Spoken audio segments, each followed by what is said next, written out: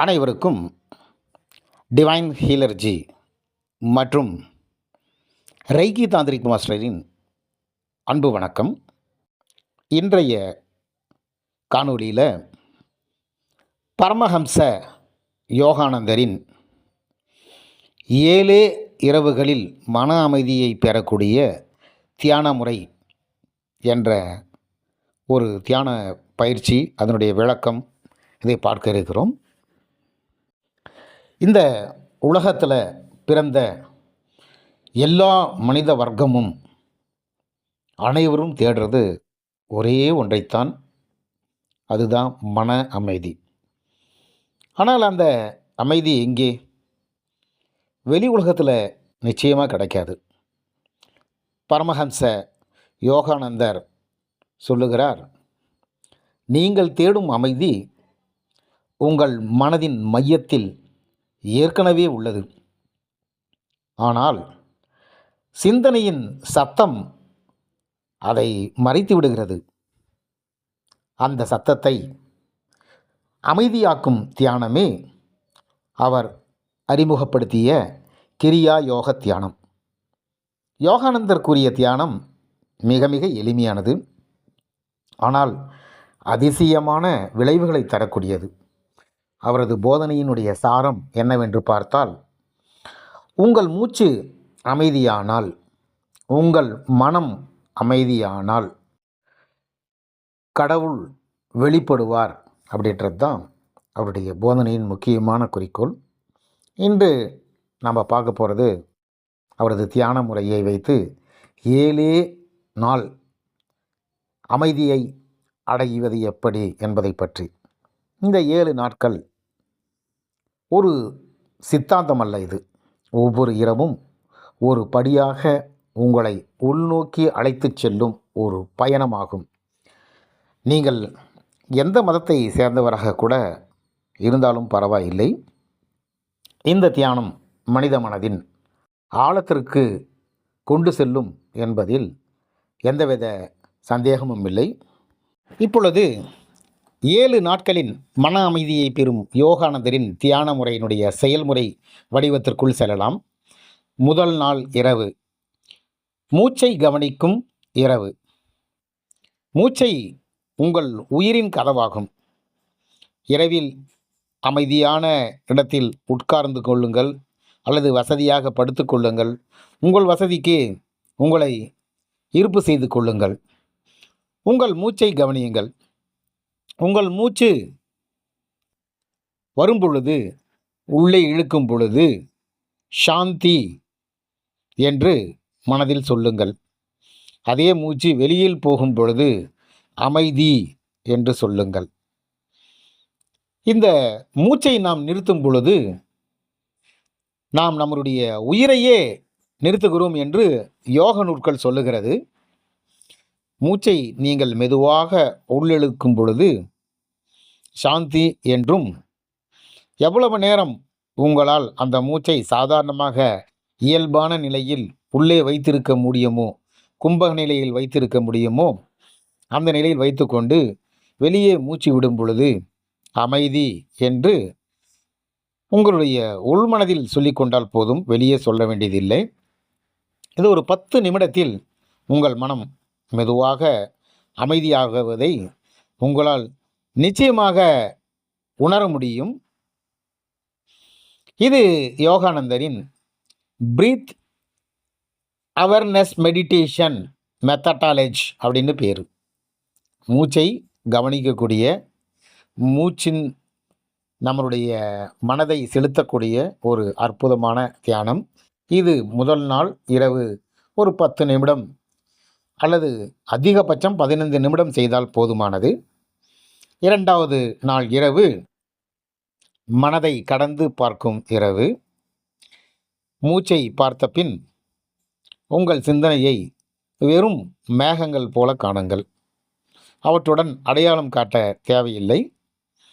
யோகானந்தர் சொல்லுகிறார், நீங்கள் சிந்தனை அல்ல, சிந்தனையை அறிந்தவர்தான். இந்த உணர்வில் சில நிமிடங்கள் தங்குங்கள், மனம் மெதுவாக சாந்தி அடையும் அப்படின்னு சொல்கிறாரு. இதுவும் அந்த 10 நிமிடத்துக்குள்ளேயே சேர்த்தி செஞ்சுக்கலாம். 3வது நாள் இரவு இதய மையத்தை உணரும் இரவு. இது பிரம்மகுமாரிகள் அதிகமாக செய்யக்கூடிய தியானம் இது. இதய மையத்தை உணரக்கூடிய இந்த தியானம். இப்பொழுது உங்கள் கவனம் இதய மையத்தில் அநாதக சக்கரம் என்று சொல்லக்கூடிய இதய சக்கரத்திலிருந்து ஒளி பெறுவதாக வெளியே அந்த இதயத்திலிருந்து ஒரு லைட்டிங் பவர், ஒளி சக்தி வெளியே வருவதாக உங்களுடைய மனக்கண்ணில் விசுவலேஷனாக கற்பனை செய்து பாருங்கள். அது உங்கள் உடலையும் மனதையும் சூழ்ந்து கொண்டிருக்கிறது. அந்த சக்தி முழுமையாக நம்முடைய உடலையும் மனதையும் சூழ்ந்திருக்கிறது என்று நீங்கள் கற்பனை செய்யுங்கள். கற்பனை ஒரு நாள் நிஜமான காட்சியாக, விசுவலேஷனாக அது தோன்றும். இது அன்பு தியானம், டிவைன் லவ் மெடிடேஷன். இந்த அன்பு உங்களையும் பிறரையும் ஒன்றாக இணைக்கக்கூடிய பாலமாக இருக்கும். பிரம்மகுமாரிகளுடைய தியான முறை தான் இது. இது அதிகப்படியாக பிரம்மகுமாரிகள் தியான முறையில் இந்த உள்ளொளி பார்க்கக்கூடிய தியான முறையை நம்மளால் கவனிக்க முடியும். இது யோகானந்தர் சொன்ன 3வது நாள் பயிற்சி. 4ஆம் நாள் இரவு ஆன்ம சுத்தி கேட்கும் இரவு. இரவில் அமைதியாக அமர்ந்து அல்லது படுத்துக்கொண்டு உடலில் உள்ள ஒரு மெதுவாக நாதத்தை நீங்கள் கேளுங்கள். அது சிலருக்கு ஓம் என்ற சத்தமாகவோ, சிலருக்கு காற்றின் ஓசையாக, இன்னும் சிலருக்கு வீணையாக, ஏதோ ஒரு சத்தம் நீங்கள் ஆழ்ந்து உங்களுடைய மனக்கண்ணில் அதை கவனித்தீர்களானால் உங்கள் காதுகளில் அது ஒலிப்பது நிச்சயமாக கேட்கும். இந்த தியானத்திற்கு பேர் காஸ்மிக் சவுண்ட் ஆஃப் ஆம் அப்படின்னு சொல்லிட்டு இது இந்த தியானத்துக்கு பேர் 4ஆம் நாள் தியானம். காஸ்மிக் சவுண்ட் ஆஃப் ஓம் அப்படின்னு சொல்லுவாங்க. ஓம் கிடையாது, ஆம். ஆ உ இம் என்ற 3 எழுத்துக்கள், படைத்தல், காத்தல், அழித்தல் ஆகிய 3 எழுத்துக்கள் சேர்ந்து அமைந்தது தான் ஓம் என்ற மந்திரம். பிரணவ மந்திரத்திற்கு இணையான மந்திரம் உலகத்தில் எதுவும் கிடையாது. இதில் நீங்கள் சொல்ல வேண்டியதில்லை. உங்கள் உடலில், உங்களுடைய மனதில் இருந்து நீங்கள் வெளிப்பக்கமாக இருந்து அதை கவனித்தீர்களானால் இந்த ஓசை, வெளியிலிருந்து வரக்கூடிய ஓசையை உங்களால் கவனிக்க முடியும். இப்படித்தான் பல யோகிகள், ஞானிகள், தவசிகள், சித்தப்புருஷர்கள் தங்களுடைய ஆன்ம சாதக வழியாக நிறைய விஷயங்களை கண்டுபிடித்திருக்கிறார்கள். இன்னும் காயத்ரி மந்திரம் அப்படின்ற ஒரு மந்திரம், ஓம் பூர் புவ சுவ தஷவி துர்வ ரேண்யம் பர்ஹோ தேவசிய தீமகி தியோயோன பிரசோதயாத் என்ற மிக உயர்வான மந்திரங்களிலே உயர்வான மந்திரம் காயத்ரி மந்திரம். இந்த மந்திரத்தை இந்த முறையில்தான் விஸ்வாமுத்திரர் முனிவரானவர் தன்னுடைய ஆழ்ந்த தியானத்தில் அண்டவெளியில் மந்திரம் ஓசையாக கேட்பதை உணர்ந்து மக்களுக்கு எடுத்து சொன்னவர். அதனால் இந்த காஸ்மிக் சவுண்ட் ஆஃப் ஓம் அல்லது உங்களுக்கு ஏதாவது மந்திரங்கள் கேட்டாலும் அது உங்களுடைய ஆழ்மனதில் அற்புதமாக ஒரு ஒளியை உண்டாக்கக்கூடிய தியானமாக இருக்கும். 5வது நாள் இரவு ஒளியில் நுழையும் தியானம். இப்பொழுது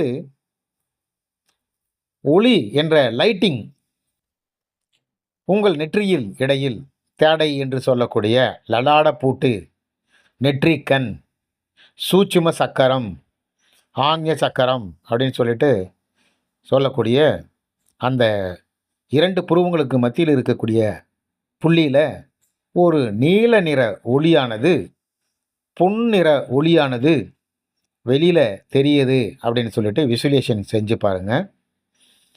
இது உங்கள் தெய்வீக அமைதியை இணைக்கக்கூடிய ஒரு அற்புத தியானம். அந்த லைட்டிங், அந்த உள் ஒளி உங்களுடைய ஆத்மாதான் என்பது யோகானந்தர் சொன்ன அற்புதமான வாசகம். இது 6வது நாள் இரவு நன்றி தியானம். இந்த இரவுல நீங்கள் தியானம் முடிந்த பின் உங்கள் வாழ்க்கையில் உள்ள, உங்கள் வாழ்க்கையில் சந்தித்த, உங்கள் வாழ்க்கையில் உங்களுக்கு உதவி செய்த, உங்கள் வாழ்க்கையில் எவையெல்லாம் உங்களுக்கு ஆனந்தத்தை தந்ததோ அவைகள் எல்லோருக்கும், அவை அனைத்திற்கும் நன்றி சொல்லுங்கள்.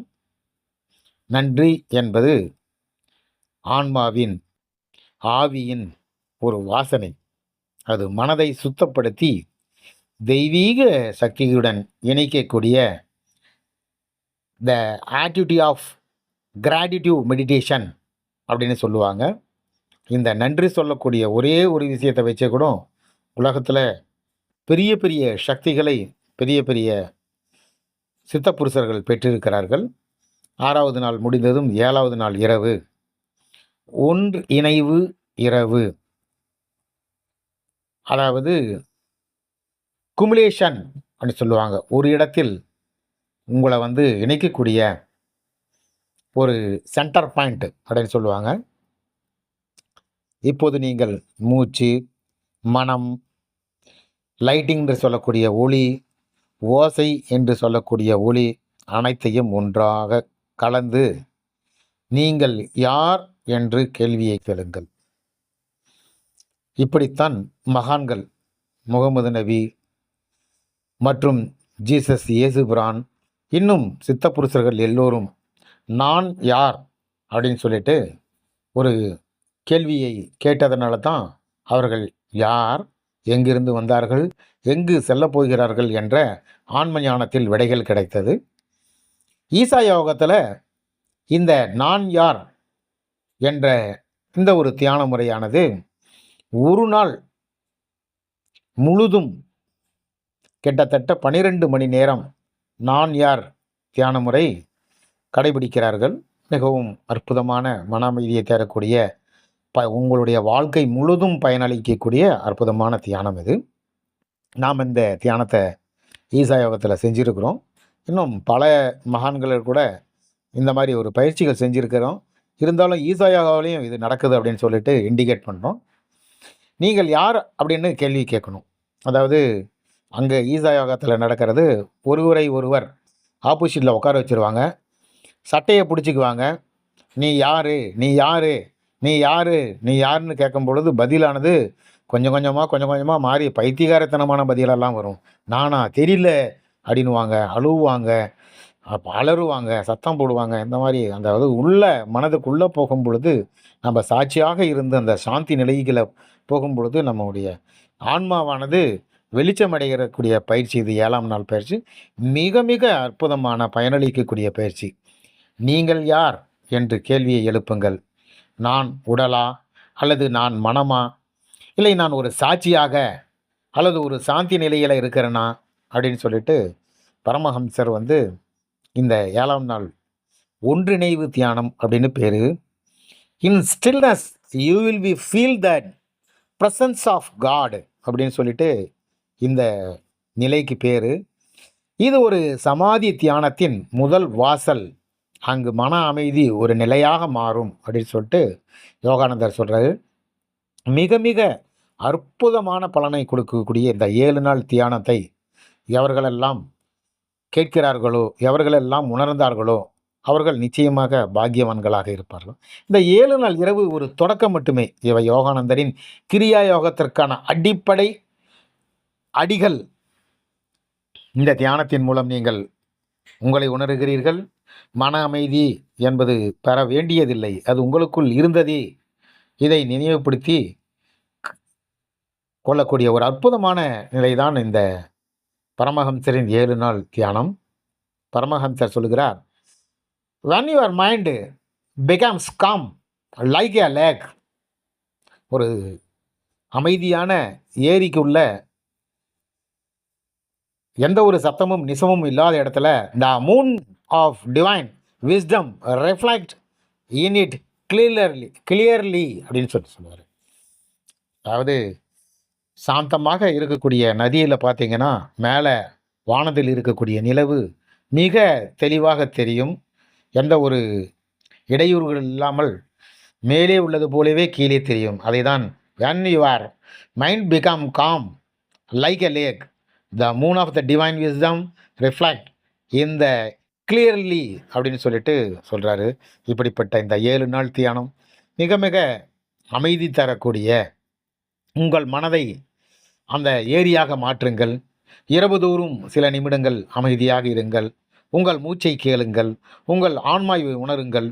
ஒரு வாரம் கழித்து நீங்கள் உணர்வீர்கள் உங்கள் முகத்தில் அமைதியின் ஒளி, உங்கள் கண்களில் தெய்வீக துலக்கம், உங்கள் இதயத்தில் நிலையான அமைதி உண்டாகும் என்று கூறி இந்த பதிவை நான் நிறைவு செய்கிறேன். இந்த பதிவு பிடித்திருந்தால் சப்ஸ்கிரைப் மற்றும் ஷேர் செய்யவும். நன்றி, வணக்கம்.